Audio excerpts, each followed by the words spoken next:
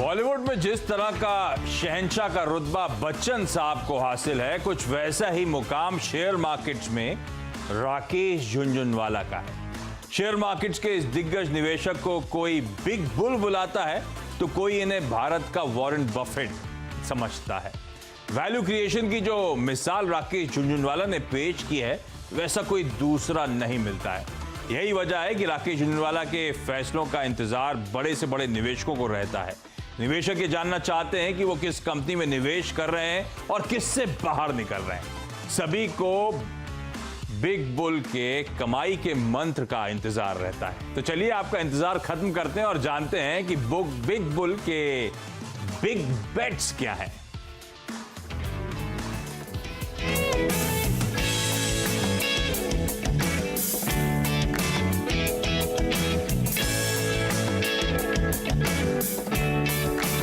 आप लोग सोच रहे हैं out of the blue big bull Rakesh Jhunjhunwala की क्यों बातचीत कर रहे हैं आज के फ्राइडे स्पेशल में। वो दरअसल इस वीकेंड में बड़े ग्रैंड सेलिब्रेशंस की तैयारी हो रही है। दरअसल बिग बुल का 60th बर्थडे है, तो आज आप हर जगह देख रहे होंगे बिग बुल की चर्चा होती हुई। इसीलिए हमने कहा क्यों ना एक काम करा जाए, बिग बुल के जो टॉप बेट्स हैं, जिसे हमने नाम दिया है बिग बुल बिग बेट्स, उन पे आज बातचीत करी जाए, समझा जाए हमारे आपके लिए निवेश के मौके कहाँ हैं। आइडिया बेसिकली आया उनके जन्मदिन के फेस्टिविटीज को लेकर, लेकिन हमारा काम है कि कुछ बेहतरीन स्टॉक्स डिस्कस करना। तो आज उसी कड़ी में बिग बुल के बेट्स को हमने पिरो लिया, उन स्टॉक्स को, और उनकी चर्चा करेंगे। तो चर्चा में मदद करेंगे सेठी फिनमार्ट के विकास सेठी और जियोजीत फाइनेंशियल्स के गौरांग शाह। आप दोनों का स्वागत है। इन दोनों से मैं बिग बुल की बिग बेट्स पे बातचीत और डिटेल में चर्चा करने वाला हूं, लेकिन शुरुआत में आपको स्क्रीन्स पे मेरे सहयोगी सुमित मेहरोत्रा भी नजर आएंगे। और सुमित से दरअसल जानने की कोशिश ये होगी कि बिग बुल की जो हम लोग बिग बेट्स की बात करते हैं, इतनी चर्चा होती है, बहुत पैसा उन्होंने कमाया, कब आए थे, क्या लेके आए थे और कहां पहुंच गए, किस मुकाम पे। तो सुमित थोड़ा सा उस जिस्ट को हाईलाइट करेंगे, उस पोर्टफोलियो को हाईलाइट करेंगे बिग बुल के। तो सुमित के साथ ही शुरुआत करता हूं। सुमित, समझाएं किस तरह का मूल्यांकन इस समय कोटेड इन्वेस्टमेंट्स का है बिग बुल के, कौन से बड़े इन्वेस्टमेंट्स हैं, हाल फिलहाल किस तरह की हरकत हुई है पोर्टफोलियो में। शुक्रिया आशीष। देखिए, बिग बुल को सब जानते हैं, उनके इन्वेस्टमेंट्स को भी कोई छुपा नहीं सकता। जैसी खबर आती है शेयरों में अपने आप ही रिएक्शन देखने को मिलता है, लेकिन अलग अलग माध्यम से वो इन्वेस्ट करते हैं। यानी कि अपने नाम से, अपनी धर्मपत्नी के नाम से, अपनी जो फर्म है उसके नाम से, तो अलग अलग तरह से उनकी पोजीशंस को देखा गया है। कुल मिला के 30 के करीब ऐसे स्टॉक्स हैं जहां पर उनकी पोजीशंस हैं, जो उनका पोर्टफोलियो कंपोज करता है। समय समय पर उसमें अपनी होल्डिंग बढ़ाते घटाते रहते हैं, लेकिन इनकी जो ओवरऑल मूल्यांकन किया जाए तो करीब करीब 15 से 16 हज़ार करोड़ रुपए के आसपास की वैल्यू बैठती है। उनके खुद के नाम से जो पोजीशन है उसी की वैल्यू करीब 11,000 करोड़ रुपए के आसपास है, और बाकी उनके जो अदर एसोसिएट नेम्स हैं उसके हिसाब से जो फर्म है उसकी वैल्यू करीब करीब 4,000 करोड़ रुपए के आसपास बैठती है। इनके पोर्टफोलियो में करीब ऑन एन एवरेज 11% का एक डिक्लाइन इस साल देखने को मिला है। ऑन एन एवरेज इसलिए बोल रहा हूं कि कुछ शेयर ऐसे हैं जिनमें एक जोरदार रिटर्न रहा है 100% से ज्यादा का, कुछ शेयर टूटे भी हैं, कुछ अभी एक रेंज में ही कामकाज कर रहे हैं, लेकिन मोर और लेस इनका पोर्टफोलियो लोअर लेवल से या फिर इस साल में YTD में करीब करीब 1% का एक जंप दिखा चुका है। साल भर में पिछले साल के कंपैरिजन में 11% टूटा और इस साल अब तक 1% का एक जंप आया। मेजरली कंज्यूमर डिस्क्रिशनरी और एग्रीकल्चर इनके पोर्टफोलियो का मेन हिस्सा है, जैसे टाइटन हुआ या फार्मास्यूटिकल, लुपिन जैसी कंपनीज और अरबिंदो फार्मा जैसी कंपनीज के अंदर कुछ हद तक हिस्सेदारी होल्ड करते हैं। रिटेल, ये कुछ और ऐसे नाम हैं जो कि अपनी पोजीशंस रखते हैं। मेजरली लेस एक्सपोजर जो है वो इनका फाइनेंशियल्स में है, जैसे फेडरल बैंक जैसे या करूर व्यासा बैंक जैसे बैंक जो है जहां पर इनका एक्सपोजर है। 2-3 कंपनीज जहां पर रिसेंटली पोजीशन बढ़ाई है, उसमें एक रैलिस इंडिया है, टाइटन है, जुबिलेंट लाइफ है जिसके अंदर पोजीशन बढ़ाई है, VIP इंडस्ट्रीज जो कि रिसेंटली काफी करेक्ट हुआ है। इन कंपनीज में उनकी हिस्सेदारी थोड़ी बढ़ते हुए दिखाई पड़ी है, लेकिन एक स्ट्रॉन्ग पोजीशन पिछले कई सालों से या दशक से होल्ड कर रहे हैं। ओके, तो 15,000 16,000 करोड़ रुपए के आसपास का जो शेयर मार्केट में इन्वेस्टमेंट है उसका करंट मूल्यांकन है। इस तरह की वेल्थ बिग बुल ने over the years share market से कमाई है, और अब तो खैर काफी सारे अनकोटेड इन्वेस्टमेंट्स भी हैं, वो अलग कहानी। लेकिन तो आज करना क्या है, सुमित ने आपको पोर्टफोलियो का एक जिस्ट दिया, पर अब उस पोर्टफोलियो में 30 स्टॉक्स, उन सब का डिस्कशन करना लॉजिक भी नहीं था। तो बिग बुल की जो बड़ी बेट्स हैं या ऐसे जो स्टॉक जो हाल फिलहाल खबरों में हैं, चर्चा में हैं, उन स्टॉक्स को मैंने सिलेक्ट करा है जिस पर दो देश के जाने माने फंडामेंटल एनालिस्ट हैं, मदद करेंगे। हम ये जानने की कोशिश भी कर रहे हैं कि उन बिग बेट्स में से हमारे और आपके लिए भी कहीं मौके हैं क्या निवेश करने के। शुरुआत कर रहा हूं गौरांग सर आपके साथ, और क्विकली, क्योंकि मैं चाहता हूं जितने ज्यादा से ज्यादा पोर्टफोलियो के स्टॉक्स कवर हो जाए, इसीलिए मैं बीच की बातचीत को खत्म करके सीधे सीधे स्टॉक्स पे उतर रहा हूं। पहली कंपनी डायरेक्टर साहब स्क्रीन पर लेकर आइएगा, वो है टाइटन कंपनी। और ये बिग बुल ने सबसे तगड़ी वेल्थ मेरे ख्याल से इसी कंपनी के जरिए क्रिएट करी थी ओवर द इयर्स। आज भी बिग बुल 5.5% का स्टेक ओन करते हैं। इस कंपनी का मूल्यांकन है 88,000 करोड़ रुपए के आसपास का, यानी कि बिग बुल का जो स्टेक है। अच्छा, मैं बिग बुल का स्टेक कह रहा हूं, जैसे सुमित ने कहा, एक तो अपने नाम से इन्वेस्ट करते हैं, दूसरा अपनी पत्नी रेखा झुंझुनवाला के नाम से इन्वेस्ट करते हैं, या फिर अपनी एंटरप्राइज रारे एंटरप्राइज, या कई लोग उसे रेयर एंटरप्राइज कहते हैं, उससे इन्वेस्ट करते हैं। तो मैं सबको इंक्लूड कर रहा हूं जहां जहां बिग बुल का एक्सपोजर है। तो आरजे का स्टेक इस समय इस कंपनी में जो है उसकी वैल्यू है 4,900 करोड़ रुपए के आसपास की। और एक स्लो डाउन इस पैंडेमिक के बीच में, आप जानते हैं टाइटन का स्टॉक थोड़ा सा परफॉर्म ठंडा करा है ऑफ लेट, हालांकि लो से कुछ रिकवरी आई है, लेकिन अभी भी ईयर टिल डेट 15% डाउन। पिछले साल जब इन्होंने बर्थडे सेलिब्रेट करा होगा, तब से अब के बीच में 25% इस इन्वेस्टमेंट की वैल्यू नीचे गई है। पर टाइटन कंपनी, गौरांग, क्या करना चाहिए इन लेवल्स के आसपास जहां पे ये स्टॉक खड़ा है? बिग बुल का इन्वेस्टमेंट, अपनी कहानी, किस साल कब लिया था, कितने सालों से होल्ड कर रहे हैं, एक फ्रेश इन्वेस्टर के तौर पे मुझे समझाइएगा। क्या टाइटन कंपनी इस समय इन्वेस्टमेंट के रडार पे रखूं, खरीद के चलूं क्या सर? धन्यवाद आशीष, और आप सभी को शुभ दिन हमारे तरफ से। तो मेरे ख्याल से इतिहास और तारीख गवाह है, जब से राकेश जी का निवेश इस कंपनी में रहा है, और एक सबसे मेरे ख्याल से पुराना निवेश इनका इसी कंपनी में है, और कई सालों से ये निवेश बरकरार है। हमारी भी खरीदारी की कवायद इस कंपनी पे है, और उसकी वजह एक नहीं 2-3 है। पहले तो जेम्स एंड ज्वेलरी का कारोबार और सोने के दाम, जैसे सुनने में आ रहा है कि $1,750-1,800 से करीबन $2,000-2,200 तक जाने की संभावना है। तो एक गणित लगा करके आप अंदाजा लगा सकते हैं कि रुपए में सोने का दाम क्या होगा। उसके साथ साथ पिछले कई तिमाहियों से हम ये देख रहे हैं कि रिस्ट वॉच जो सेगमेंट है, जो कि काफ़ी बड़ा योगदान बैलेंस शीट पे आता है, वहाँ से परफॉर्मेंस जो है वो काफ़ी बेहतर होते जा रहा है, और आने वाले समय में यहाँ पर रुझान बेहतर होने की पूरी संभावना। आई केयर और एक्सेसरीज का जो कारोबार है, वहाँ से भी सुधार होते हुए दिखता है। तो कुल मिलाकर के आप हमें पूछे तो मेरे ख्याल से जो करेक्शन हम देख रहे हैं, वो लंबी अवधि के लिए निवेश करने का बढ़िया मौका है टाइटन कंपनी। हाँ, तो ये पहले ही स्टॉक जिसकी चर्चा हुई, रीसेंट करेक्शन दरअसल बेहतरीन मौके हो सकते हैं स्टॉक में इन्वेस्टमेंट करने के। वैसे गलत कंपनी के साथ चर्चा की शुरुआत हो गई, क्योंकि गौरांग सर ने पहले ही बता दिया कि सोने के दाम यहां खड़े हैं, अभी भी और बढ़ने की उम्मीद है। और घर पे लोग जब सुन लेते हैं तो घर जाते पता चलता है कि भाई सोने के दाम बढ़ने वाले हैं, जो खरीदना अभी खरीद लो। तो जबरदस्ती का प्रेशर बनाते हैं गौरांग सर एकदम से शो के स्टार्ट में ही। पर टाइटन कंपनी इस समय अट्रैक्टिव खड़ी हुई, इसमें कोई शक नहीं है। रीसेंट करेक्शंस बहुत अट्रैक्टिव है स्टॉक के लिहाज से, रडार पे रखिएगा खरीदने के मौके। दूसरा स्टॉक जो मैंने सेलेक्ट करा बिग बुल के पोर्टफोलियो से, एक और उनका तगड़ा इन्वेस्टमेंट है, वो है एस्कॉट्स में। और रिसेंटली आपने देखा ही किस तरह से कंपनी खबरों में आई है, और क्या गजब की रिकवरी, क्या गजब का मूव, अपने ऑल टाइम हाईज पर जाके स्टॉक खड़ा हुआ है। इसीलिए इसको भी मैंने सिलेक्ट करा है। क्या सिलेक्ट करने की भी वजह थी कि टाइटन के बाद दूसरा सबसे तगड़ा इन्वेस्टमेंट भी दरअसल एस्कॉट्स में ही है बिग बुल का इस समय करंट मार्केट वैल्यूएशंस के लिहाज से। एस्कॉट्स का जरा स्क्रीन पर लेकर आइए। तो राकेश झुंझुनवाला साहब का और तमाम एंटरप्राइजेस का जो कुल मिलाकर इनका जो एक्सपोजर है ऑलमोस्ट 7.5% का है। रीसेंट रैली के बाद ये जो एस्कॉट्स है ऑलमोस्ट 13,000 करोड़ के मार्केट कैप कमांड कर रही है, और आरजे के स्टेक का इस समय वैल्यूएशन हो जाता है 955 करोड़ रुपए का। ऑलमोस्ट 1,000 करोड़ रुपए राकेश झुंझुनवाला के यहां पे बन रहे हैं। और ये स्टॉक, जैसे मैंने कहा, गजब का परफॉर्मेंस है। ईयर टिल डेट, यानी कि इस साल की शुरुआत से अब तक 65%, और राकेश जी के पिछले बर्थडे से अब तक तो ये स्टॉक ऑलमोस्ट दोगुना होने की कगार पे खड़ा हुआ है। इस तरह की वेल्थ इनके लिए क्रिएट करके दे दी है एस्कॉट्स ने। लेकिन एस्कॉट्स वाकई बहुत स्ट्रांग मोमेंटम, लेकिन अब इतनी तेजी के बाद क्या और रूम है हम और आपको फ्रेश इन्वेस्टमेंट एस्कॉट में करने चाहिए, या एस्कॉट को रडार पे रखें, इवेंचुअली अच्छा मौका मिले तो एंट्री करनी चाहिए? क्या उस लायक है ये स्टॉक या नहीं? सेठी सर, क्या कॉल होगा आपको एस्कॉट्स को लेकर? गुड आफ्टरनून आशीष। सबसे पहले तो जो भारत के सबसे सफलतम इन्वेस्टर और भारत के वॉरेन बफेट कहे जाने वाले राकेश झुंझुनवाला जी का कल जन्मदिन है, तो उनको जन्मदिन की हार्दिक शुभकामनाएं। May God bless him with loads of happiness, prosperity, health and wealth. अब बाकी जहां तक एस्कॉर्ट्स का सवाल है, एक बहुत ही शानदार कंपनी है और हमने देखा पिछले एक महीने में भी बहुत ही शानदार रनअप इस स्टॉक ने दिया। अपने लाइफ हाइज या 52 वीक हाइज के आसपास ये स्टॉक चलता है और कल जो मंथली सेल्स नंबर्स भी इस कंपनी ने अपने ट्रैक्टर सेल्स के दिए काफी शानदार थे। ट्रैक्टर डिवीजन अच्छा कर रहा है, रूरल इकोनॉमी अच्छा कर रही है और इस लॉकडाउन के बीच में भी जो एग्रीकल्चर या जो रूरल इकोनॉमी है वहां पे कोई ज्यादा फर्क पड़ा नहीं है। तो बहुत ही अच्छा स्टॉक है मुझे लगता है, बट चूंकि एक रैली ऑलरेडी बन चुकी है तो होल्ड करना चाहिए करंट लेवल्स पे। फ्रेश खरीदारी के लिए कुछ डिक्लाइंस का इंतजार करना चाहिए। जब भी बाजार में सेंटीमेंट्स खराब होते हैं और स्टॉक डिक्लाइन करता है तो मुझे लगता है वो एक अच्छा मौका होगा इस स्टॉक में खरीदारी करने का।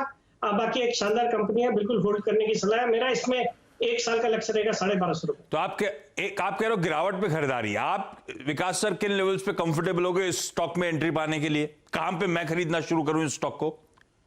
मुझे लगता है अगर 950 के आसपास ये स्टॉक वापस आता है कोई कारण से तो that would be a good level to enter और वहां पे बिल्कुल खरीदारी करने की सलाह देंगे। बिल्कुल ठीक। तो 950 ऑड लेवल्स के आसपास अगर स्टॉक आता है तो अट्रैक्टिव बाय होगा। है पोर्टफोलियो में, लकी हैं आप तो होल्ड करिएगा इस स्टॉक को, यहां से और अच्छे दमखम इवेंचुअली ये स्टॉक दिखाएगा। क्रिसिल अगला स्टॉक है। जैसे टाइटन के लिए गौरांग सर कह रहे थे, जाना जाता है कि राकेश सर ने कब इन्वेस्टमेंट करा था और कितनी वैल्यू क्रिएट करी। क्रिसिल में भी बहुत एग्रेसिव रहे हैं राकेश सर और क्रिसिल की डिटेल्स आप लोगों की स्क्रीन पर आएंगी। राकेश झुंझुनवाला साहब का क्रिसिल में 5.5% का आज की डेट में हिस्सा है, 5.5% का स्टेक है। क्रिसिल का भी मार्केट कैप 12-12.5 हजार करोड़ रुपए के आसपास, यानी कि इनके स्टेक का मूल्यांकन है 670 करोड़ रुपए का। और ये stock rating agencies of late ठंडी रही। क्रिसिल तो फिर भी बेटर परफॉर्म करके दिया है, बाकी दोनों लिस्टेड रेटिंग एजेंसीज तो बहुत तगड़ा अंडर परफॉर्मेंस देखने को मिला है। खैर ये बीच का पीरियड है, स्लोडाउन का पीरियड है, शायद इसीलिए भी इस तरह का ठंडा परफॉर्मेंस है। लेकिन ईयर टिल डेट दबाव जरूर होगा। पिछली बर्थडे से बिल्कुल यहां पे एटलीस्ट 20% तो कमा ही रहे हैं, किसी भी लिहाज से हैंडसम रिटर्न्स कहे जाने चाहिए। लेकिन Gaurang sir, CRISIL rating agencies का स्पेस ऑफलेट बड़ा स्लोडाउन, दिक्कतें और कुछ रेटिंग एजेंसीज को लेकर तो खबरें भी आई थी जिसके चलते उन स्टॉक्स की बहुत पिटाई हुई थी। क्रिसिल कैसा पोजीशन है सर, और पोर्टफोलियो में रखना चाहिए इस स्टॉक को क्या? अब बिल्कुल रखना चाहिए आशीष, और मेरे ख्याल से रेटिंग एजेंसीज या रेटिंग कंपनियों को अनुशासन रखने की बहुत जरूरत है, क्योंकि इनकी रेटिंग पर ही जो निवेशक हैं वो भरोसा करके निवेश करते हैं कोई भी आईपीओ में या फिर किसी भी डेट इंस्ट्रूमेंट में। और हकीकत ये भी है, वास्तविकता ये भी है कि इनका पूरा कारोबार जो है रेटिंग एजेंसीज का, ये आईपीओ और सेकेंडरी मार्केट में जो पेपर आते हैं उस पर निर्भर होता है, क्योंकि ये रेट करते हैं उन सब पेपर को और उनके रेटिंग पर डेफिनेटली देखते हुए निवेशक यहाँ पर निवेश करते हैं। थोड़ा माहौल सुस्त है, ये इसमें कोई दो राय नहीं है, क्योंकि पिछले कुछ महीनों में आईपीओ ने दस्तक नहीं दिए शेयर बाजार के दरवाजे पर। लेकिन मैं उम्मीद रखता हूँ जैसे जैसे ये जो अर्थव्यवस्था है वो लॉकडाउन से ओपन अप हो रही है, अनलॉक हो रही है, तो धीरे धीरे करके यहाँ पर भी आपको कुछ कंपनियां हरकत में आते हुए दिखी, जिससे इन कंपनियों का कामकाज धीरे धीरे करके बढ़ने लगेगा। और लंबी अवधि का अगर निवेश है तो बनाए रखें, और अगर निवेश करने की आप तक ढूंढ रहे हैं तो मेरे ख्याल से शुरुआत कीजिए और गिरावट पर और जोड़ते जाएं। बिल्कुल सही बात है, होल्ड करिए। फ्रेश इन्वेस्टमेंट्स भी इन लेवल्स पे करा जा सकता है और किसी भी गिरावट में एक्यूमुलेट करते चलें। क्रिसिल का काउंटर जो अपने पीयर से कहीं बेहतर पोजीशन आपको वैसे भी ये स्टॉक नजर आएगा, वो भाव भी दिखा रहा है, बाजार का भरोसा इस रेटिंग एजेंसीज के साथ खास तौर पर खड़ा हुआ है। और बिल्कुल सही, स्लो डाउन दिक्कत वाला माहौल था, इस ऐसे समय में निबलिंग करते चलें अच्छी फंडामेंटल, अच्छे आउटलुक वाली कंपनी के साथ।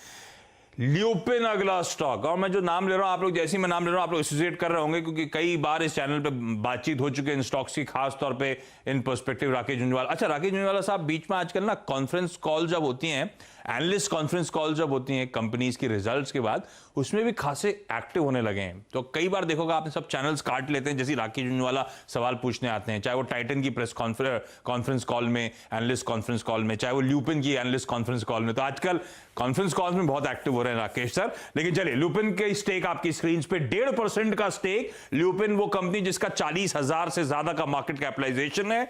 आरजे के स्टेक की मूल्यांकन 615 करोड़ रुपए, और ईयर टू डेट परफॉर्मेंस और साल भर का परफॉर्मेंस ऑलमोस्ट सिमिलर, 18-20% के आसपास के रिटर्न्स। लेकिन फार्मास्यूटिकल वो स्पेस जो ऑफ लेट बड़ा स्मार्ट मूव दिखाना शुरू करा है, स्ट्रीट की सबसे पसंदीदा बेट बन गई है। ऐसे में गौरांग सर, क्या ल्यूपिन वो पसंदीदा बेट होगी मेरी? क्या इन लेवल्स पे खरीदारी करनी चाहिए? वेल आशीष, पहले खरीदारी की कवायद थी, लेकिन जिस तरीके से नतीजों ने निराश किया उसके पश्चात अपने बिकवाली की राय दी है।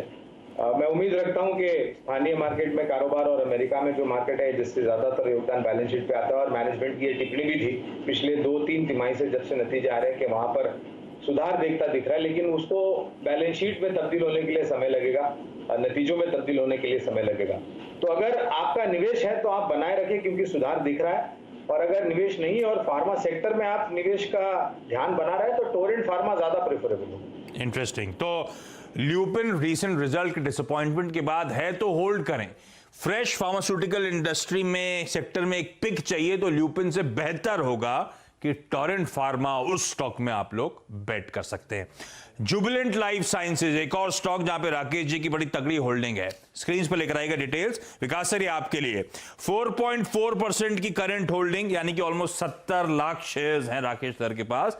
10,750 करोड़ रुपए की जुबिलेंट लाइफ साइंसेज की करंट मार्केट कैप, इनके स्टेक का मूल्यांकन आता है 475 करोड़ रुपए में, और इस स्टॉक ने अच्छा परफॉर्मेंस करा है। ईयर टिल डेट 25% के आसपास का उछाल, पिछले एक साल में 35-36% की उछाल तेजी दिखा चुका है। सेठी सर, कैसी लगती है जुबिलेंट लाइफ साइंसेज? ये सवाल जो पूछ रहा हूं सारे फ्रेश इन्वेस्टमेंट के लिहाज से, इन लेवल्स पे बाय करूं क्या? बिल्कुल आशीष, देखिए एक बहुत ही शानदार कंपनी है। हाल ही में हालांकि कुछ खबरों की वजह से जो इनके चाइना से कोई कंसाइनमेंट आया और उसकी वजह से इनके कोई स्टाफ को कोविड हो गया था, उसके कारण प्लांट बंद थे, तब एक अच्छा मौका आया था स्टॉक में खरीदारी करने का। स्टॉक में कुछ गिरावट आई थी, बट वहां से हमने एक शानदार रिकवरी देखी है। स्टॉक अपने ईयरली हाइस के आसपास ट्रेड करता है। मुझे लगता है करंट लेवल्स पे भी इस स्टॉक को खरीदा जा सकता है, वैल्यूएशन के लिहाज से भी अच्छा लगता है। और बाकी एक स्टैगर्ड रूप में बाइंग करने की सलाह रहेगी। मुझे लगता है करंट लेवल्स पे थोड़ा खरीदे, थोड़ा बाजार में कोई करेक्शन आता है, स्टॉक में कोई करेक्शन आता है तो वहां पे खरीदे। एक अच्छी क्वालिटी का स्टॉक है और मुझे लगता है इस स्टॉक में हम आने वाले साल भर के अंदर 850-900 तक के लेवल्स बिल्कुल देख सकते हैं। तो ये भी वो काउंटर है जो बाय ऑन डिप्स की रणनीति रखें, अच्छी फंडामेंटल वाली कंपनी। और सही याद दिलाया सेठी सर ने, जब ये पैंडेमिक शुरू हुआ था ना, तो कॉर्पोरेट इंडिया में one of the first cases जो रिपोर्ट हुए थे वो जुबिलेंट लाइफ साइंसेज का था कि इनके एम्प्लॉय को कोविड हो गया। उस टाइम पे कोविड को लेकर थोड़ा सा शार्प रिएक्शन स्ट्रीट में आता था। आजकल तो कई सारी कंपनीज अपडेट देती हैं और शायद कवरेज के बिना ही अपडेट चले जाते हैं कि कोविड हुआ एम्प्लॉयज को। तो बड़ा शार्प रिएक्शन था, वो मौके थे शायद अच्छे, लेकिन अभी भी किसी भी गिरावट, किसी भी कमजोरी में एक्यूमुलेट करके चलें इस कंपनी जुबिलेंट लाइफ साइंसेज को। इस नोट पर एक काम करता हूं, छोटा सा ब्रेक के उस पार आरजे यानी कि बिग बुल के पोर्टफोलियो के कुछ और बेहतरीन बेट जो हैं, सबसे एग्रेसिव बेट जो हैं उनके, उस पर बातचीत कंटिन्यू करेंगे।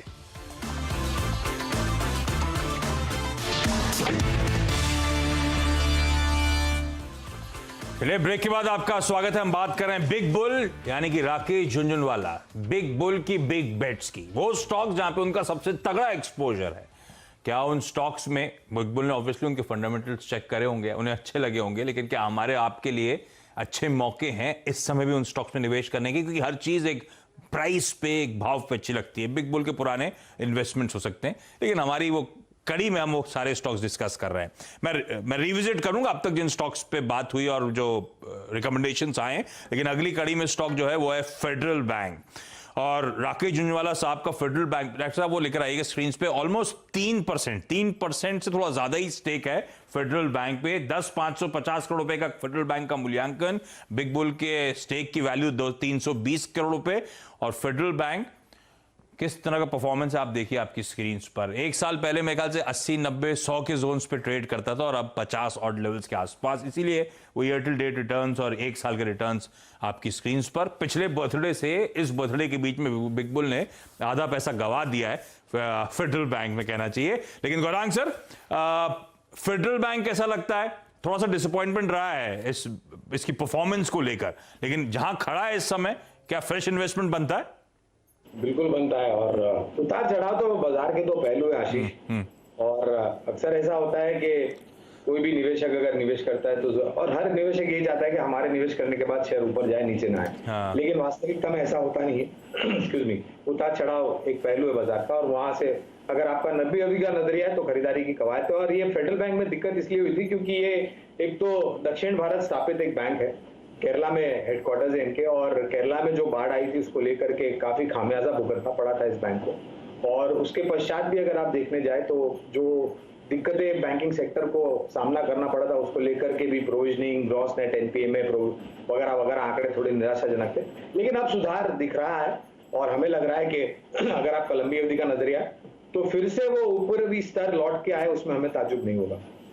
ओके, तो फेडरल बैंक खरीदारी करने के मौके हैं जिन लेवल्स पे अभी आके खड़ा हुआ, अट्रैक्टिव जोन्स है, अट्रैक्टिव लेवल्स हैं, लॉन्ग टर्म का नजरिया, लंबी अवधि का नजरिया लेके चलिएगा फेडरल बैंक पर। दो और स्टॉक्स क्विकली कवर करना चाहूंगा मैं, उसमें विकास सर अगला स्टॉक है एमसीएक्स, मल्टी कमोडिटी एक्सचेंज, और एमसीएक्स में बिग बुल का ऑलमोस्ट 4% का हिस्सा, 6600 करोड़ का मार्केट कैपिटलाइजेशन है इस कंपनी का, तो बिग बुल का स्टेक जो है करीब 250 करोड़ रुपए के आसपास का, और एमसीएक्स में भी अच्छा पैसा बना है। पिछले बर्थडे से इस बर्थडे के बीच में 50% का मूव इस स्टॉक ने दिखा दिया है। पर विकास सर क्या करना चाहिए, एमसीएक्स जहां इस समय खड़ा है, स्टॉक पे कॉल क्या होगा?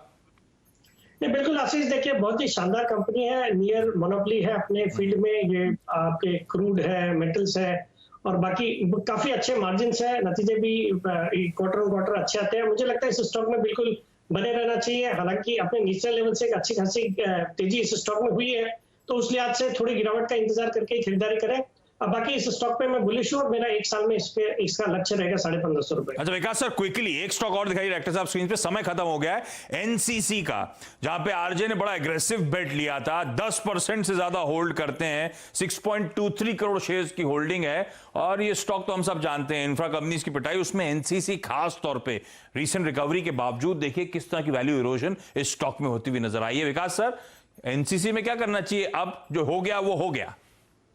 नहीं, अगेन देखिए अच्छा स्टॉक है और बहुत अच्छी खासी पिटाई हो गई है, हाल ही में जो पॉलिटिकल डेवलपमेंट्स हुए थे उसकी वजह से भी गिरावट आई है, बट मुझे लगता है करंट लेवल्स पे भी इस स्टॉक को खरीदा जाना चाहिए और बाकी गिरावट पे और ऐड करें।